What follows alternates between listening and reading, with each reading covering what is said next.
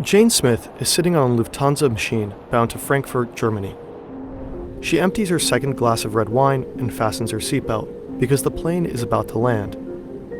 When Jane exits the aircraft, she goes straight to customs. She shows the officer her American passport. It's black. "Why are you here?" the officer asks. "Supporting technical consultations at the consulate," Jane responds. The officer stamps her passport and she passes through. Jane grabs some euros from an ATM, takes a cab to a nearby hotel, and checks in. You see, Jane lied a little just now during the customs check. She is not working for a consulate, and despite her passport, she is no diplomat. Jane is a CIA agent, a hacker. She is visiting a covert base of her agency, secretly set up within the American consulate in Frankfurt. But this base, in the heart of Europe, is just one of a giant network spanning all across the globe.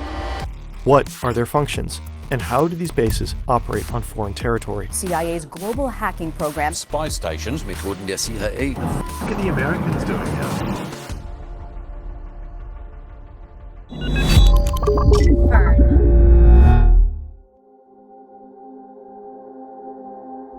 Jane enters the hotel room and drops off her bags. She was prepared for this trip. She's been given instructions on how to get around in Frankfurt. Stores are closed on Sunday, gas stations are not a good place for fine dining, stuff like that. We all know this thanks to the extensive leaks called Vault 7 from a few years back. Generally, this video largely relies on leaked information and statements of retired agents. It was a 9-hour flight from Washington, D.C. to Frankfurt. Jane is pretty exhausted and takes a shower.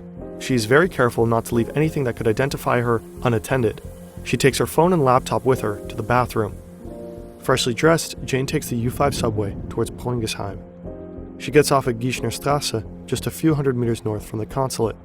Frankfurt hosts the largest U.S. consulate in the world. Officially, it is serving American residents in the region, but in truth, it is doing much more than that.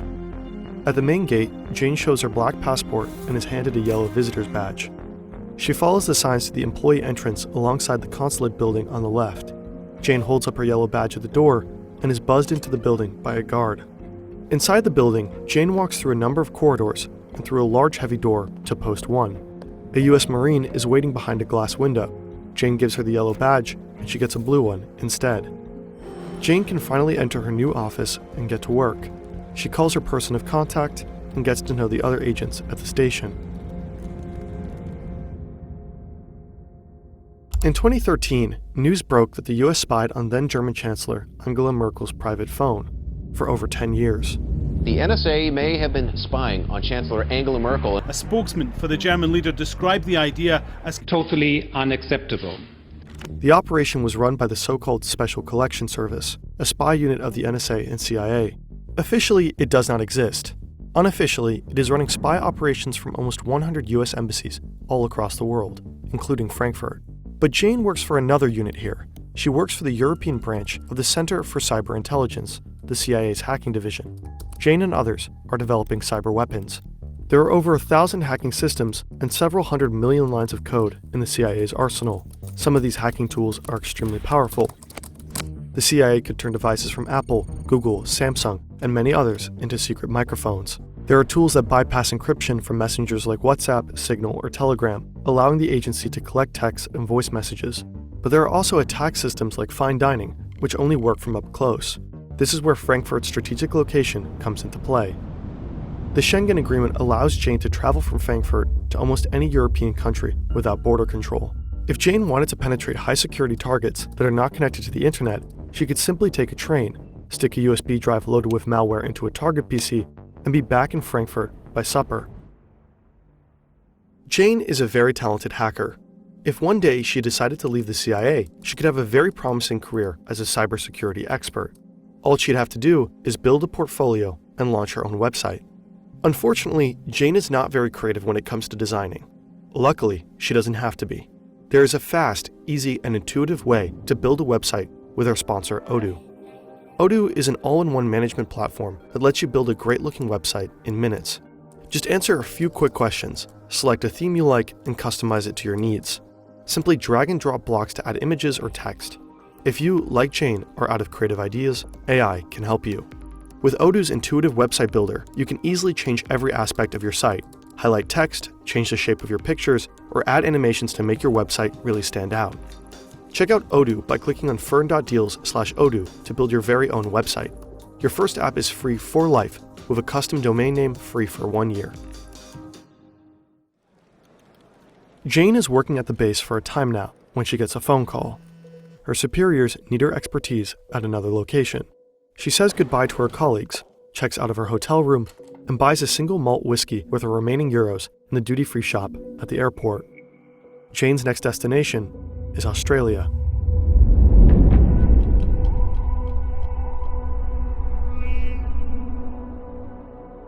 Jane gets off the plane and walks to customs, and things do not go smoothly.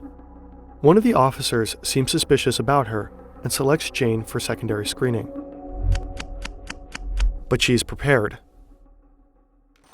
Agents like Jane are usually trained here, Camp Peary, or how most people in the CIA call it, the Farm, a roughly 10,000-acre piece of land near Williamsburg, Virginia. It was established during World War II as a military training center. Later, it was transformed into a camp for Italian and German war prisoners. In 1951, the CIA took over and turned it into a secret spy school. Of course, not officially. In fact, the CIA has built an entire fake city. There are multiple houses and dormitories for students and staff. For training, the site has several shooting ranges, boathouses at the river, driving courses, and an airfield. Students learn everything they need to know about life as a secret agent in the field, from basic weapons trainings all the way to the handling of explosives, how to evade pursuers, and field surveillance. Students practice how to infiltrate a border that is tightly guarded by watchtowers and police dogs. Enemy capture is simulated by kidnapping students from their dorm and interrogating them. There is even a mock prison where students learn how to deal with solitary confinement. If training needs to be even more hardcore, students are brought to Harvey Point, just a few hours south of the Farm. This is the place where, among other things, the operation to kill Osama bin Laden was planned and trained. Jane stands in front of a customs officer at the Australian airport. She remembers how to survive secondary screening. According to a CIA training manual, the two most common questions in this situation are why are you here and where are you staying? Jane learned how to maintain her cover, no matter what. When asked, Jane gives a quick and concise answer. No pause and no delaying sounds between questions and response, just as the manual says. She knows that any unnecessary information or overly specific answers might lengthen the interview, so she keeps it short and simple. She tries to stay calm, no swallowing, no lip biting, nothing that can make her seem nervous. And it works. After a few minutes, the officer hands Jane her passport and she's free to enter the country.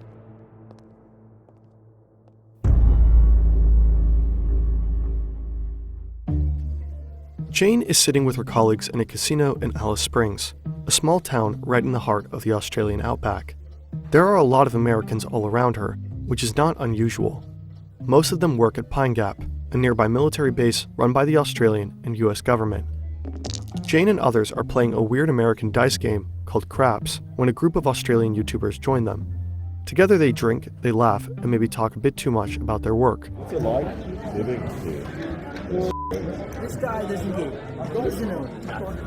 The Americans in this casino are no ordinary soldiers, and Pine Gap is not your usual military base.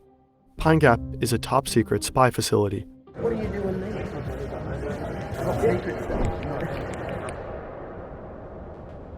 Roughly 1,000 people work at the so-called Joint Defense Facility, which is a quite misleading name, in fact. In its early years, Australians only worked as cooks, painters, or janitors. While today almost half the staff is Australian and the other half American, in reality the CIA and the NSA call the shots here. While Pine Gap was originally used as a defensive site to keep track of Soviet nuclear missiles during the Cold War, US intelligence quickly realized how useful this base could truly be. Today, it is the US's most important intelligence collection station in the world. There are 38 radar dishes all across the base. Many of them are enclosed in random, huge golf ball-like structures. They are built to hide and protect the antennas inside them. Most of these antennas communicate with US spy satellites, like Orion 3, 5, 7, and 9. These spy satellites are geosynchronous. They move in orbit with exactly the same speed as the Earth's rotation. This way the CIA can intercept almost all wireless communication from Europe, Africa, and Asia, 24/7. The immensely powerful NSA spy programs, Echelon and X-Keyscore, that Edward Snowden made public in 2013, are also operated from Pine Gap. These programs are used to systematically collect everything, from online chats to phone calls and mails. At the heart of the base sits the operations building. On a total of around 20,000 square meters, roughly the size of a small IKEA, the CIA, NSA, and other agencies analyze all incoming intelligence data. Pine Gap played a vital role in America's war on terror. It provided real-time data for soldiers on the battlefield in Iraq and Afghanistan, and it was used to locate targets for US drone strikes, during which hundreds of civilians were killed. A very recent report indicates that Pine Gap intelligence may have assisted Israeli forces to attack targets in Gaza. For that reason, a group of protesters tried to block the entrance to Pine Gap at the end of last year. Pine Gap has been criticized by many different groups before. Some people have even managed to enter the facility. More recently, these Australian YouTubers, for example. Be sure to check out their video. It inspired us to make this video in the first place. So be more hyped? Did you hear that? It sounded like bombs going off. No. Jane has seen places few people in the world have ever been to. Covert hacking bases in the heart of Europe, training facilities in the US, and spy stations in Australia. She knows many of the CIA's secrets, like the fact that in 2000, an American soldier from Pine Gap reportedly started a secret swingers club in Alice Spring, which held wild sex parties. But there are places that not even Jane will ever have access to.